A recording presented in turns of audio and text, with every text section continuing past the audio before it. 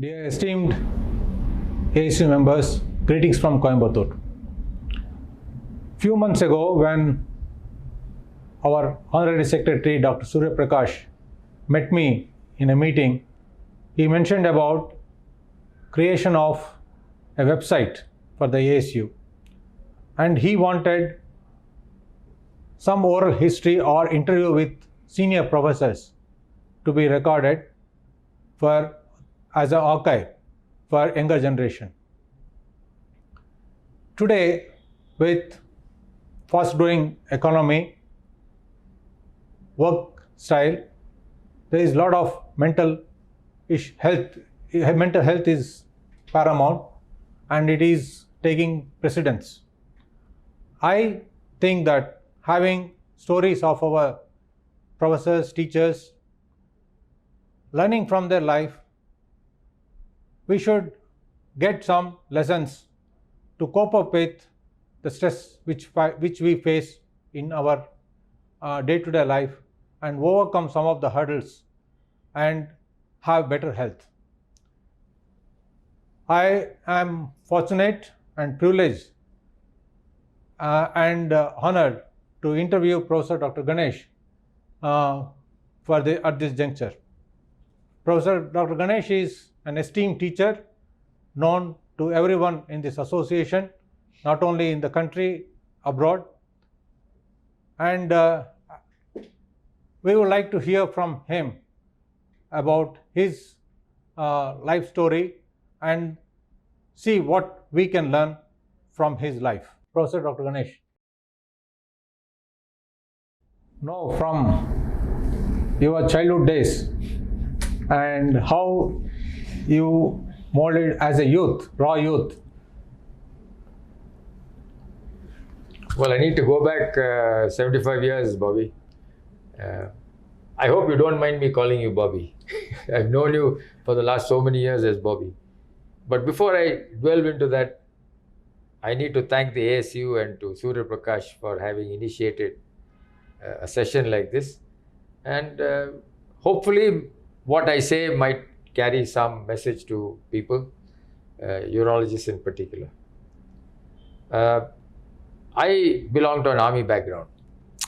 I've lived my life with people in the army. My dad was an army doctor, and so I had the privilege of having a life which was disciplined, in the sense that you see every morning people getting up at a particular time, doing a particular task, in and out, and it was like a regime. There was nothing to say, I am sick or I am unwell. Those things were there, but excuses were not generally made.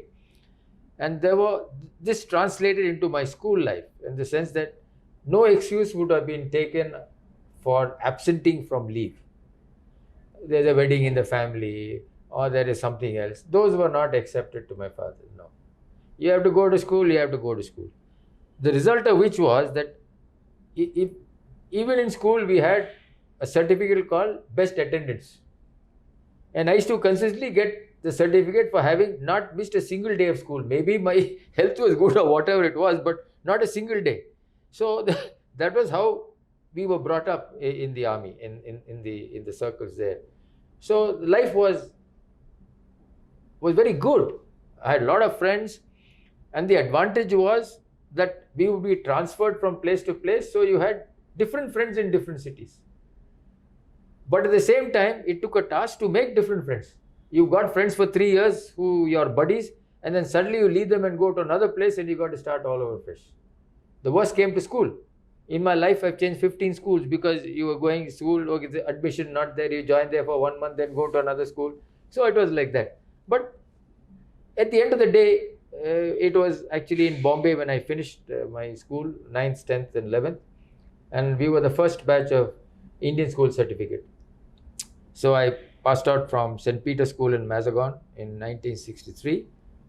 And thereafter, there was no doubt that my career would be medicine. I did not have even an iota of a doubt that I would not be doing anything else except, of course, in those days, there were only 3 specials. There was either medicine, there was engineering, or there was law. And everything depended on what your family did. And unfortunately, my mother, as far as my living memory used to go, she was always ill. She was ill from a very young age, and multiple in the hospital, in and out, multiple surgeries. So I was actually groomed within the medical fraternity. So it was very easy for me to sort of easily slot into it. I didn't even think about any other thing at all. So medicine was a given as far as I was concerned. You think, sir, is the medical profession of your father that guided you, or the suffering of your mother which you saw from childhood? I Do you don't think that know. just I can't changed the give you an direction? honest answer to that question. But I think both of these played an important part. That I was in and out of hospitals. I saw people working, and I realized that, well, this is something that I needed to do. Maybe my mother's illness also had a role to play, but how much I can't actually say. But it was like that. We had. So when you chose to do medicine and joined CMC Vellore, and you were the best outgoing student of the batch, and you were the president of the student union, despite all your academical achievements, then when you wanted to choose surgery as a specialty, you were denied a seat in the prestigious institution. And what was your thought process at that point of time? Well, I need to give people the background and clarify certain issues.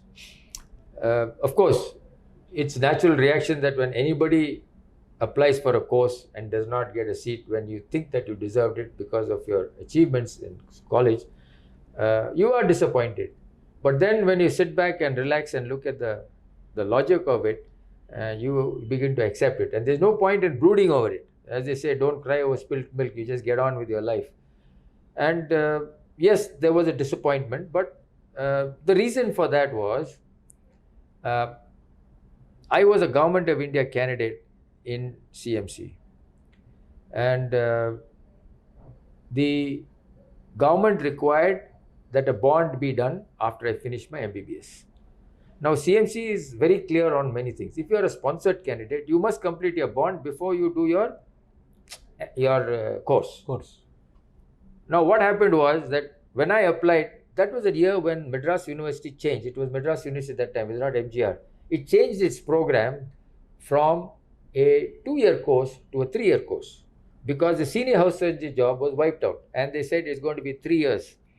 CMC Vellore always had this, that they would make their MS general surgery course, MD course 1 year longer than what the university prescribed. So they would select the candidate in lieu of the course, but make him do 1 year extra so that you have a better training, is what the administration and the CMC people felt. Which in hindsight I think was a good thing, looking back at what it was. So when I joined, the course which was actually for 3 years was then made 4 years. Because CMC always said 1 year more, it was made 4 years. I had already finished my senior house surgery, and there were still many centers in the country where senior house job was equivalent to getting straight into a 2-year MS program. Now, because I didn't get the seat here, the institution said, you are sponsored by the Government of India. You get a letter from them saying that you don't want, that you will continue to work, and only then can we agree to give you the seat. So immediately after internship, I applied. I didn't get the seat, so I continued the house job. And then I got from the Government of India a written letter, which I still possess today, saying that I am released from the bond so that I can do my post-graduation. With that letter, I got into the 4-year selected program. I had already done my house surgery, as I explained, so I got selected into the 4-year program 1 year later, when my colleagues had already joined the MS program who were in my batch. But then this 4-year course was quite a bit. Why should I do 4 years when I can do in 2 years? I had already done my house job. So at that time, Delhi University and all that was there, and I got a seat directly into Delhi University. I chose that opportunity and went. Unfortunately, I was just married at that time, and my wife Alka had to suffer a great deal. She decided that she will leave her MD course in Vellore and come and join me in Delhi. And so she lost 6 months of her course because she joined in the September batch. But we stayed there, and that was how the initial surgical training I had it in Safdarjung Hospital. And surgery was a first priority, sir, for you, or do you consider any other medical specialty? No. The person who groomed me into surgery was Dr. A.S. Fenn. He was our principal, excellent teacher, because during But sir, I know that you are an excellent dissector as a first year medical student, and probably that is the one which charmed somebody to love you. But no. That's a different thing. You are asking me a very specific question related to surgery. Dr. A.S. Fenn was a great teacher, and he was such a great teacher that he would wait for our batch at the bus stop. When the college bus is, he would wait there and take us for the class. That time my mind was between medicine and surgery. Especially, when you go for cardiac posting and you see some of your colleagues, that the cardiologist will say, I can split the second sound into 0.025 seconds, and we are confused, man. What is? And some of our colleagues also said. Then I said, don't want this medicine and all that. It was Fenn who molded us into thinking surgically. And so this is a great specialty. Why not? And yes, I loved anatomy, so I thought this is a nice way to get inside. And so surgery was there. For a fleeting moment, I might say medicine, but 95% of the time it was glued on surgery. Maybe my mother's illness and being in and out of theatre and all that also played a role, but I think this was it, finally. so after completing your medical training, senior housemanship in Vellore, and when you worked in Safdarjung Hospital as a surgical trainee, looking at these two different institutions of different setups and training process which you had already seen in these institutions, what was your thought process and what is the message there? Bobby, I firmly believe that every hospital or any hospital in the world teaches you something. It may be a PhD, it may be anything. It depends on what you want to learn from that place. If there's an opportunity, I think we need to hit it hard. You need to be sure that, okay, this place gives me a certain opportunity in some areas. Let me grab it. CMC taught me certain things, basic medicine, surgery, the 6 months of cardiac surgery that I did and 6 months of general surgery as a house surgeon that I did was a fantastic experience as far as I am concerned. And I really feel the loss of the senior house job today.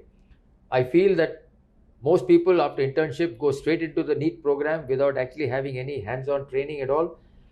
But this senior house surgeon's job gave me a tremendous opportunity to look at surgery because I was interested in it. I chose surgical specialties, and I appear to have been better prepared to do a surgical training program in Safdarjung. Now, Safdarjung is a fantastic place to learn surgery. It's a large general hospital, plenty of work, 24 hours, and the opportunity was abounding. I had great teachers, great surgeons, Dr. Goel, who then subsequently became the Director General of Health Services, late Dr. P.C. Rai, onco surgeon, and I must mention at this time a gentleman called Mr. Rajan Matthews, who actually trained in Safdarjung in MS and then went to UK and worked there in Glasgow, in Wales, and with Richard Mogg. Now, Richard Mogg was the guy who described a lot of urological procedure. If you look at it, you will find his name there. And he worked with him. And when he came back, he joined as a pool officer because the government of India at that time had this category of pool officers. I don't know whether they still have it now, but it gave an opportunity for people, Indians who went overseas for training, to come back, give them a year with salary so that they can join a hospital and then try to find a place where they can settle in. So Rajan came back and he came trained with urology, and I somehow liked urology at that time. 40% of the work that we did in general surgery was urology, and I found that what my teachers were doing in urology did not match what was being done in what was written in the textbooks. And Rajan Matthew used to sort of tell me, this is not right, that's not right. So I latched on to him literally, and he actually groomed me first into urological surgery. He helped me do open pylorothotomies, ureterothotomies, suprapubic prostatectomies, and Millen's prostatectomy. Millen's prostatectomy, unheard of in Safdarjung Hospital at that time. And my boss came and said, you did a Millen's operation, you will sit by the side of this patient because you put only one catheter. Normally for suprapubic, they used to put 2 catheters. Now this catheter gets blocked here, it will leak and this and that. So I told him, no, sir, I'll sit with the patient and make sure. So that was how Rajan Matthew groomed me into urology. While I was doing cardiac surgery, I had a real passion for cardiac surgery. And late Dr. Stanley John, was very keen that I do the MCH course after I finished and this thing. And then I realized that, I mean, urology is a great specialty. I don't want to be waking up at all. So that's where the thing comes from. By transition. working in two different institutions, getting exposed to multiple personalities, and seeing, probably giving opportunity for you. For example, I thought you were very innovative, used your velour training skills in patients who required dialysis. You had innovative methods. You and Madam had some innovative methods to treat some of the patients with renal failure. Yeah, that's what I said. Every hospital gives you an opportunity. So Sufficient did give us the opportunity to do what we wanted, and we had the blessings of our bosses. So there would be patients like this. I learned how to do subclavian cannulation in velour when I was doing cardiac surgery. So I used to carry the subclavian needle with me. And in the ICUs or in the emergencies, in the casualty, those head injuries, severe road traffic accidents will come, and getting a line would be very difficult. So I was very slick in putting in the subclavian needle. And if I give an opportunity, I can probably do it even now with that needle. In case if you are continue your training in velour Yeah. as a surgery resident and with a 3-year course, whatever it was offered at that time, you think you would have gone into a different super specialty process? Very good question, Bobby. I don't think I would have. I cannot answer that. There's a distinct possibility that I might have gone to the US or to the UK, because I already had opportunities there which I did not take into. I did not give it credence, but I would have probably gone. After my MS, I would have probably gone off. So when was your you decided after you were subsurging, you came back to velour and applied for urology course there, and what made you to apply at this point? I know that velour is was the first institution, though on the paper it is the second. But again, who brought you? Any particular person in your mind you thought, or it is just because it was your alma mater and you wanted to come back and do your super specialty training there? There were one or two things. One was I had already decided on urology when I was doing my MS training, as I told you. And when we were students, the urology posting was minimum. But I had the distinct opportunity of attending classes by our guru, HSB. And it was so interesting. He made a class on the act of maturation so lively and entertaining, actually. And I will still remember that particular class. And to me, there was no doubt in my mind when I finished that that's the only institution I will go to, and it's my alma mater. So they'll give me a seat. I don't have to run around looking for. I didn't actually even think of applying anywhere else for a job. If I had already applied for a job in urology in the UK, which was already there. So if velour hadn't accepted me, I would have gone to Bournemouth. That's where the job was in the UK. So it was like that, and opportunity was there. As I said, there is something, I've told people, what is it? There is something called finger of God, which guides everybody's life. And I think at every point in time, there was this finger that was directing me to some area that was necessary. So I just latched into urology in velour, that's it. So when you got into urology in velour and started working, your professor left at that point of time. And I think now we have heard about those stories. Just for the people, when there is no faculty, and then in case if you have to face certain problems, and I think there are a lot of positive sides for people to listen. Please share your story. I don't think this catastrophe should befall anybody in training. I think if you accept somebody for training, the teacher must be there. You can't leave and go. You can't sort of go off like that and leave everything to nature to take care of its own course. No. Both Dr. Kandasamy and myself, batchmates, we joined there. And 1 year, just less than a year into training, we were told that our professor is actually going on sabbatical leave and he'll be away for a year. There was nobody in the department except Dr. Pandey at that time. Dr. Bhatt had prematurely retired from the institution, and that was in 74, 75, that year. And so both of us did not have the opportunity to be studying or trained under him. And Mohan Rao, of course, was a big figure at that time. He had first transplant done in the country, a great surgeon, a very good teacher, but he had to go on sabbatical. There's nothing wrong in going on sabbatical, because everybody knows that that's an opportunity given by the institution to go overseas, either make some money or learn a new skill and come back. And so that was well on the cards. But what happened was that when the exams came, the examiners who came at the time when Dr. Mohan Rao was away, they said there is no teacher here for our batch. There is no teacher here for our batch. And that they would de-recognize the course. They were told the university there is no professor here, and therefore this course has to be de-recognized. Now this was a big blow to both SVK and myself. SVK had left a residency post in Cleveland Clinic at that time and come to India. And so we were stuck, totally stuck. So during the exam, both of us went up to the examiners, Dr. late Professor Mansingh, Bapna, Professor Chinnasamy and Professor ARS. And we said, "Sir, we'll understand what you're saying. We want to continue the course, but we will come to your centers for training." When I actually said that, they were shocked. They didn't even expect that such a statement would come. But I just said it at the spur of the moment, because we were, in a desperate situation. Where to go now? Well, course de-recognized me. Where do you go now? They said, okay.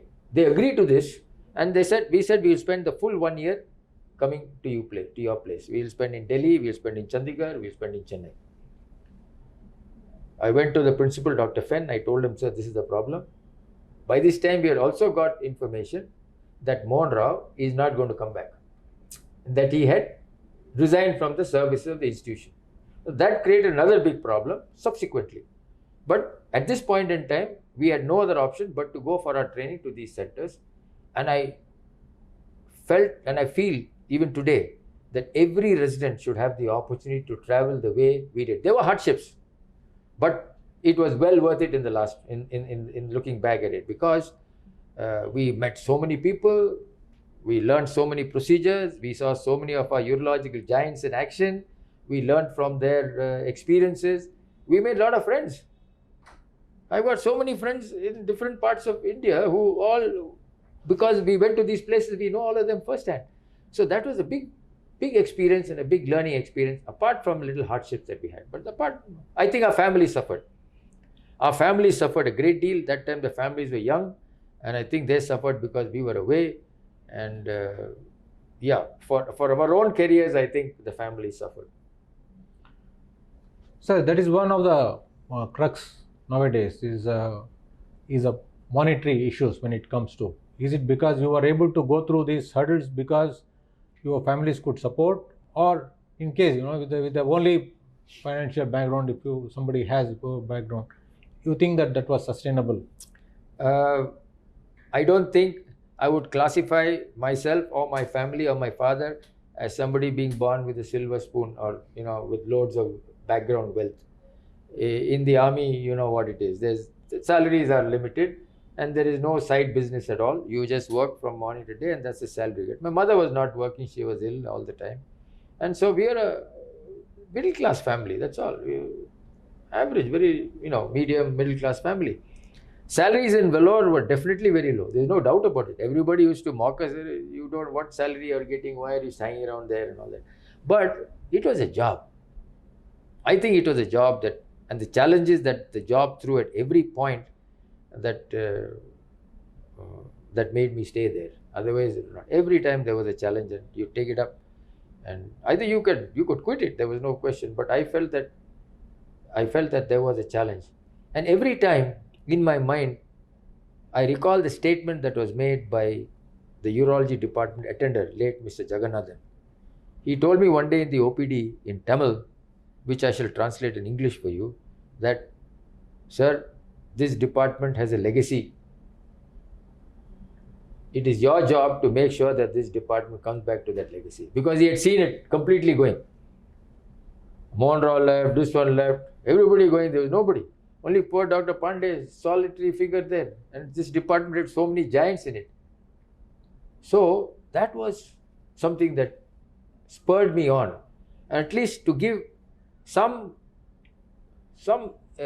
credence and some respect to big boss, Guru, HSB, that we felt that we can't, I at least should not let the department down. We can't let this thing go down sliding. No way. It was very difficult, because when we heard that Dr. Mohan Rao had resigned, the entire training program came to a grinding halt.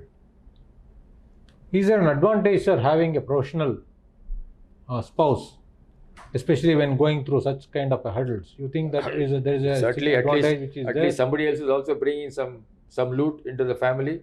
Not much, but at least something. There was no way that we could have afforded at that time a capitation fee for any of our kids. Luckily, they decided not to do medicine. But even then, the opportunities to go here and there. But Vellore is a small place.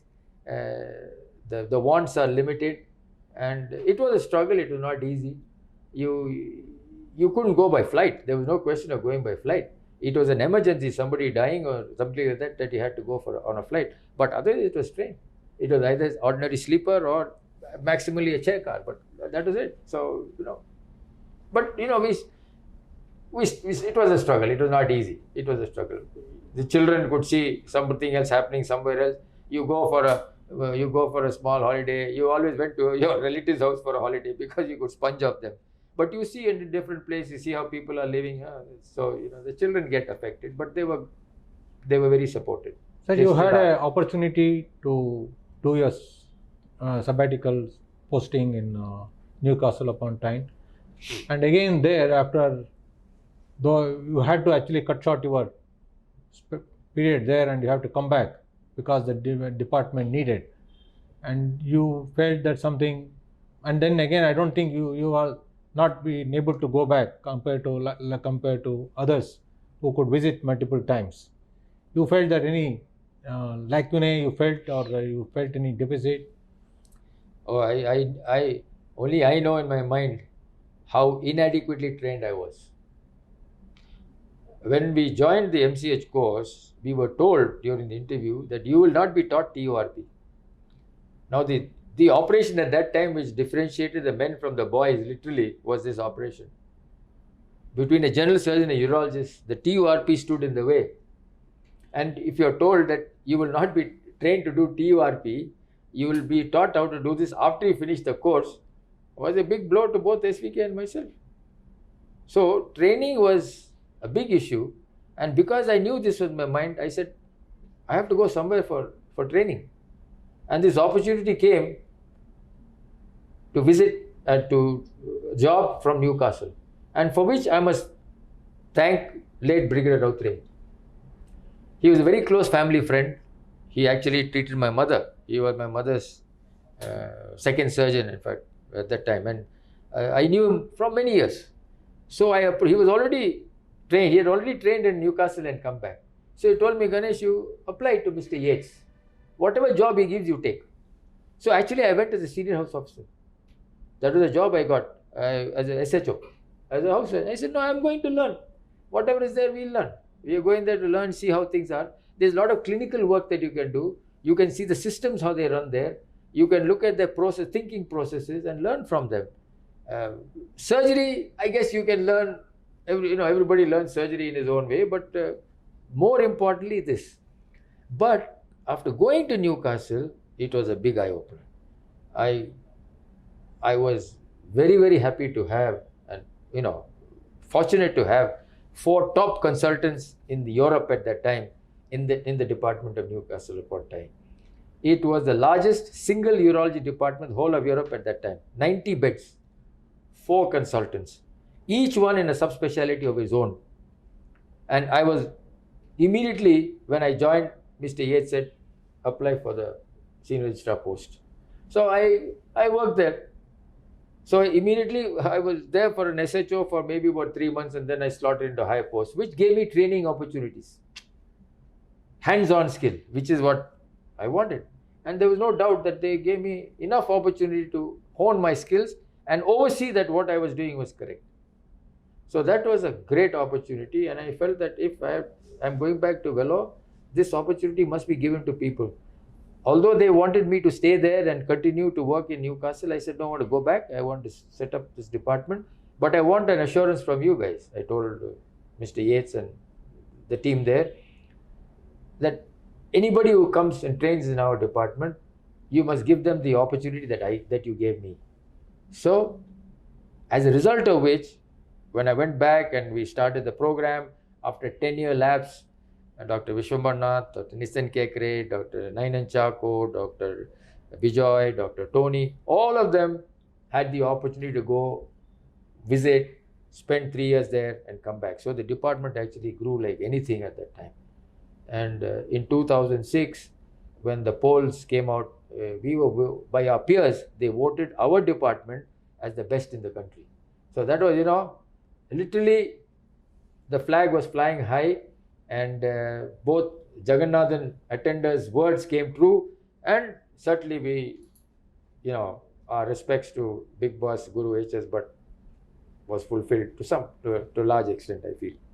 So seeing urology from infancy, puberty, adolescence and growing years to current era of robotics, you have gone through all these phases and you have been an inspiration in many of these usage of technology and techniques. How did you go through this learning process, and then what is the message at this point of time? Because there was no teachers, you have to self-learn. And today, yes, there are videos, YouTube videos, etc., which are freely available where people can see and learn. But in your time, it was of a different nature. How did you go through this translation? No, as I told you, the stint in Newcastle upon Tyne was path-breaking as far as I was concerned. And when the urology residency program came into full being in 1985 after a 10-year gap in Vellore, it was necessary that the residents actually stay there and do not have the same fate that I had. So there's no question that we had to get on board with some of the current things that were happening in urology. And what happened at that time was this shift into endourology. We were all doing open stone surgery, opening up patients 3-4 times, and the stone would be removed, some stones would be left behind, kidneys would be removed. But endourology came in, and Providence, that Professor Marburger came to Vellore. He spent 2 days with us, and he went through the urology ward, 42 beds. When he finished the 42nd bed, he turned on and told me and told the rest of the colleagues, the whole of Campbell's urology is in this ward, he said. And that was a real, boost for all of us.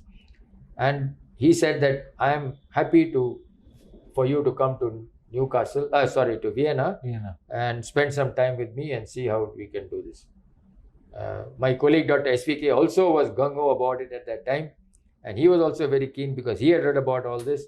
And so both of us went off to Marburger's place. He was very kind. He hosted us.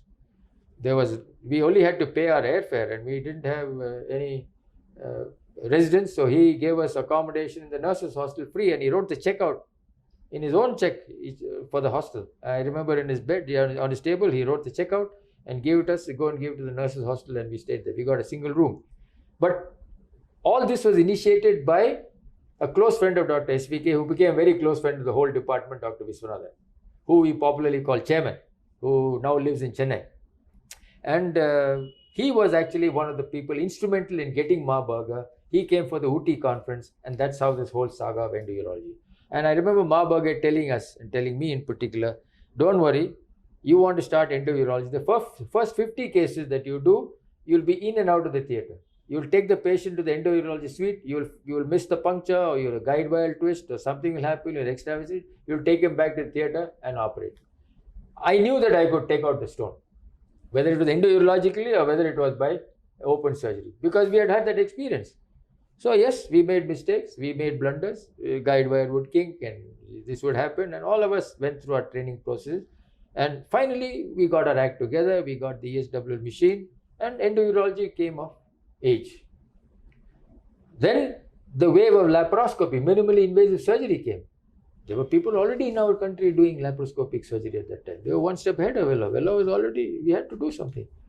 So we got the laparoscopic equipment, slowly started learning. I actually, when I was in Kuwait on sabbatical leave, I spent a lot of time in the animal lab. So I was able to handle these instruments. But then it was actually probably a little later. Dr. Nainan got people, laparoscopic surgeons to help. Dr. Monroe came back and did a few donor nephrectomies. But then finally, yes, we had to get on with the job. And since I had some laparoscopic skills, I just honed it on in Vellore. We did, when we started doing nephrectomies, we said, okay, we were not sure whether we'd be able to take it out completely. So we'd clip the vessels and make a small incision, take it out, or even dissect everything, make an incision and tie the artery and the vein, because we didn't have hemolocks at that time. We only had these titanium clips. And I remember you assisting me for the first donor nephrectomy fully. Earlier, we were doing this mini incision and taking out the kidney. And then you were the guy, I asked you, I said, Bobby, shall we take it out? He said, yes, go ahead and take it out. So that's the time when we clipped the artery vein. We had the hemolocks at that time. And we made the small incision, the right iliac fossa into the kidney. So that's how it is. And, people started learning. They would assist, they would learn. And so everybody learned these skills throughout. Dr. Nitin, Dr. Nainan, Dr. Tony, everybody was there. All of them, the skills there. Because the volumes were there and you couldn't be left behind. So that's how the department grew. I know that I will never be able to get my hands on robotic, although I personally believe it's a very, very great way to operate. There's no doubt. I think it's a little too late. Although I know some of my very good friends like Sudhir and all say that you can easily learn how to do it. I think there's a time when you have to sit back and say no. Sir, I think at this point I must really thank you. But because many teachers, examiners, they have this kind of a trend that what they have suffered, they should also make someone realize that they should go through that kind of a hardship or turmoil. I believe that one of the presentations when you are making, you actually took my logbook and shown that how many TORPs or something I had on hands-on as compared to what you had during your training process. Probably it only shows the kind of a persona you are, that you never took anything on the side, and when it comes to training, you had such an open mind and wanted everyone to train best and give opportunities. No, Bobby, the statement that was made to me during the interview rankled actually. And I decided that if any time I am in Vellore and I get the opportunity to make decisions which the institution gave me, that any resident must do a minimum of 20 TORPs. And institution gave us the opportunity to cut the fees. So there will be patients who would come and they would have only X amount of money with them, and I would only tell them, the resident would bring the patient to me for concession. I would say all that they need to do is get somebody to donate a bottle of blood, but we'll write off whatever they can pay. Let's pay it and get it. So that was how it was. And I think we had the camera system in place, we had everything in place, and somebody was always overseeing a resident doing his training. And I think that that really changed the face of everything, the camera system and the fact that the institution allowed concessional treatment, which I don't think any other place can give to that extent that I had in Vellore. And that helped me in particular to take on challenges where patients did not have money for non-malignant conditions. For conditions where there was a curable possibility and they did not have the money. And that is how maybe I went straight into reconstructive urology. There was an opportunity, there was a moment. The first operation that I did as a trainee was an end-to-end urethroplasty. The first operation I did was an end-to-end bulbar urethral trauma. And so it gave us the opportunity because that's how it was. So due to your selection of reconstruction surgery, you had to spend long hours in theaters, and probably, like taking others' time also. But how did you cope up with like the long hours? How did you cope up with family time? Because today everybody is actually looking at this. Most of the time, they are all nuclear families, not a joint family system, and people are looking at Western time schedules, 8 hours work, etc. And we remember that world surgeons had this habit of giving time and including seeing their OPs for long hours. So what do you think of it, and then what should be the... I think the two people who suffered as a result of my urological ambitions, one is my wife. She is, personally I believe she is much smarter as far as I can see in many aspects. That we are all just plodders, but she is a much smarter woman, in both in terms of her medical knowledge and her understanding of many subjects, etc. And the second person I owe a lot of credit to are the residents who stood many hours at these operations. Whether they got benefit out of it or what, I don't know, but I am very grateful to them, and I'm still grateful to the people who hang around and assist at these operations that take 6, 7, 8, 10 hours sometimes without actually, although we may take a break sometimes, but without this it is not possible. Without the help of colleagues who are committed, who want to learn, these operations are not common. So therefore they're not popular. They may be nice, but I don't think they're popular as some of the other things are in urology. So more than operating, I think everybody operates, but you have this immense passion to follow these patients for a long time and then offering them support and care. A few words on that kind of a medical practice. Because what is happening is we treat a patient and then in the current generation, current era, I think there has to be something which the message has to be there. In the 1976 USI conference, because the doctor-patient relationship is what is now being most affected. And the question that you asked, Bobby, is very important. Very important. In 1976, at the USI conference in Bangalore, Ajanta Hotel, it was held. One of the senior urologists got up and made a presentation on PUG obstruction, and he said success rate is 100%, and some 3 months follow-up. Big boss Guru H.S. Bhatt got up in his strong, silent manner. He said, Dr. So-and-so, I'm not going to name anybody, Dr. So-and-so, you tell me about your results of this operation and its long-term effect after 20 years. That struck me, because we do the operation, but what happens to these patients? I think translational urology was born then. It is come of age now, but it happened then. And we don't give credit to some of these giants who didn't use this word translational urology. It has been conned recently. But there's no doubt that when you do a reconstructive operation, the patient and you are committed. Depends on you if you're committed.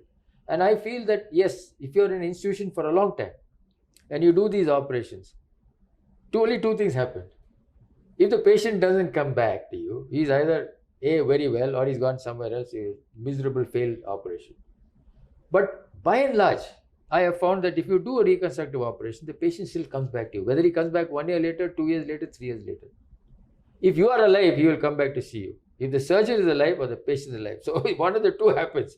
So as a result of which, I have decided now that we've got technology at our slip, I have got one phone and I've got a number on which patients will tell me about their life and whatever else they happened, starting from the time they came to see me and now. And I still have that. I still have that phone. I did not have that number till quite some time back. But many people may agree or not agree, but I felt in my mind that that's a good way to offer support to people. It's not necessarily urological support. They want other things. You do an operation on them and they get married and they have a child. They want to ring you up and can we go through the pregnancy? Can they have a cesarean? So these are all important things for the life of that girl. So yes, I'm quite happy to do it.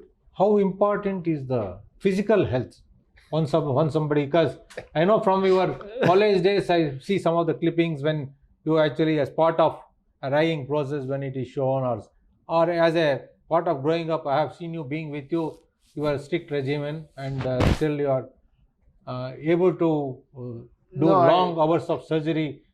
even in the army, sports was a major thing.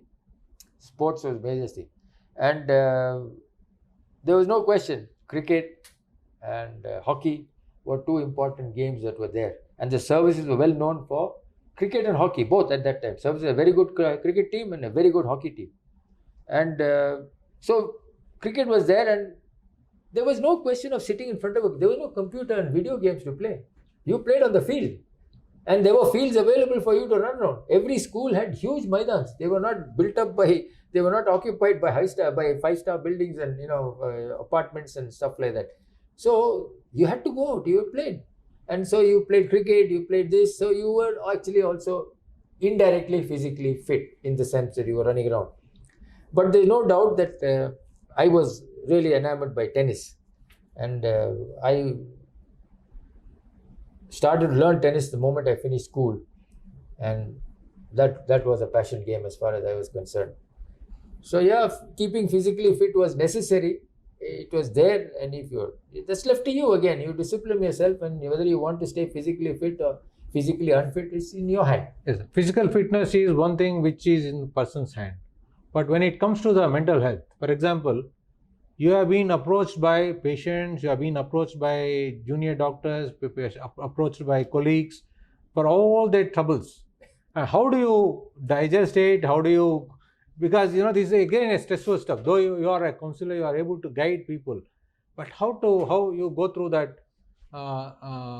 kind of a process? I think I can't give you a clear answer to that question, but I think the support that I got from my wife and my kids was something that has kept me on the road. No question about it. That at every point they knew I was like this. I was doing this. I was doing this work. They were very, very, very supportive, and I think that is what has kept me sane. Also, I think looking at my father, who was exactly. He was in the same frame. I look back and say that is what it is. Maybe he was trained that way or what, I don't know. He has seen the war. He's seen Second World War. He was given the military cross, everything. But whatever it is, I think I learned from seeing him and seeing how he worked. And then how he looked after my mother when she was in and out of hospital. In and out. So you imbibe. Words are not directly said. Nobody holds your hand, but you observe these things, and they sort of fall back on you as you grow older. So how important is music in this process, sir? Because I know that wherever you are there, you actually either switch on the TV or switch on to the music. I love music, Bobby. And you think that is the one way to keep your mind in spite of all these stresses, which keeps you sane and focused? Yeah, I love music. There's no question about it. Anybody who doesn't love music, I think, is missing out a lot. My only misgiving, or my only fact, that I did not learn to play an instrument. So now I'm learning to play the mouth organ. I'm looking at YouTube and learning from them, and I'm learning how to play the mouth organ. Hopefully, in a couple of months, I'll be able to get it. But yes, there was no question about the fact that I do have a ear for music. I can remember songs, and if I listen to once, I can get the tune. I think everybody has got some skill like that, and maybe I was born with that skill or gifted or whatever you might call it. But yes, music is there as part and parcel of my life. It has always been there throughout. Even when I study, I used to have the transistor radio going on at that time. Even now, I have music playing all the time. So it in the theater, everywhere we have music. So yeah. So we heard about people inspiring you from your teachers during your medical and surgical training. What's the kind of influence Dr. H.S. Bhatt, so-called guru, which you kept on mentioning many times? What's his influence in your life? My saddest has been the fact that I did not actually go as a trainee to him. But having the opportunity to go and spend time with him in Puttaparthi was really an eye-opener. Because a lot of philosophy I learned from him. How to handle patients, how to say at this point in time that you cannot go beyond this for this patient. We would see gross pathology in we still see gross pathology in Puttaparthi, and his discourses, the way he will talk to you, and the way he will also look at things. Maybe people like PVG sir and all the other giants who trained with him will be able to throw more light on it. But he had this ability to philosophize lots of things. So while on the one side you learn the academics and the skill of urology, the other side you learn the philosophy of many things. So he was a big influence, no question. And in some way, I feel in my life that we need to give back to this giant, and therefore, with the help of the current administration, we've started a fellowship program in his name and Satya Sai Institute with Sai Baba's name as well as H.S. Bhatt's name as a fellowship in reconstructive and translational urology. And we hope that it kicks off. It's probably a little late in the day that I ventured into it, but I'm sure that people like Ashwin and Hardik who are there right now will take this forward. I'm sure many of the others will take it forward. Sir, one is your surgical skills. Second one is the leadership, and then taking people along with you, whichever specialty it is. How did you get that to that? I don't know how we got into it. Maybe because having a friendship, carrying on friendship for a longer time, having subspecialty people or different specialty people. I've never seen anyone having saying no to you. How to get those get work done from people in a way that I have always believed in a statement which one of my seniors told me told the hostel in the finally a farewell speech. Always be a junior to a senior, but never be a senior to a junior. And that is what has been in my mind for many years, and that's how I look at things. And maybe, we are all together in the same game, and I think we need to have that amount of camaraderie and give everybody the ability to say his piece. Don't judge him just because somebody says something. Okay, somebody has judged somebody, you left him. You find for yourself. There's no need to take an immediate action. Sit down and cool and see what's happened. Whatever action will come, it will be evident in a day or two. Not immediate. There's no knee-jerk reaction in many of these things. So I learned that also while being HOD in Vellore. You come across people with different personalities. So you have to handle people. You've got people from all ages, of all shapes and sizes. You've got people with various experiences in different walks of life. So you got to learn to adjust, and all these things do help. You can't make a decision on the spur of the moment about somebody's character. You can't. It's not possible. I can't do it. I just have to take my time. Sir, I think it was very nice listening to you and listening to your life story.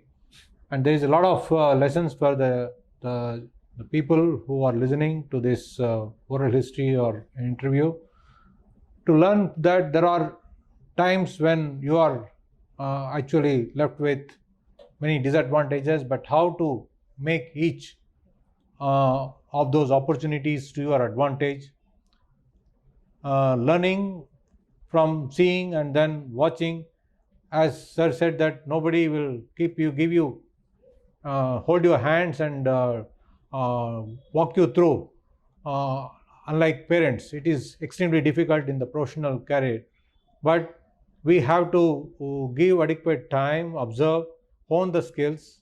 Yes, everyone faces hurdles, but we need to keep our head on our shoulders, and then in kind of any kind of pressures, peer pressures or anything, take someone's counseling, look at seniors' life like Professor Dr. Ganesh.